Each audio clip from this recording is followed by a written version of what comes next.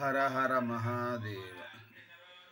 వికిరిత విలోహిత నమస్తే అస్తు భగవః యాస్తే సహస్రగం హేతాయోన్యమస్మిన్ని వపంతుత.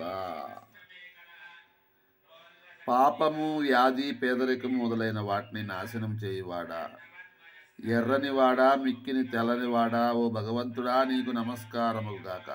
నీవు ఏ విధములుగా వేల కొద్దీ ఉన్నాయో నీ వద్ద ఆయుధాలు, అవి మాకు ఇతరుడైన విరోధిని నశింపజేయుగాక. సర్వభూతాత్మకుడైనటువంటి ఆ పరమాత్ముణ్ణి ప్రార్థించటమే ఇక్కడ తెలియజేస్తుంది.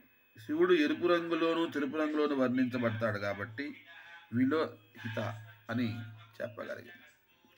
సహస్రాణి సహస్రద బాహోస్తవ హేతయ చాశామీశానో భగవ పరాచినాముఖాకృతి.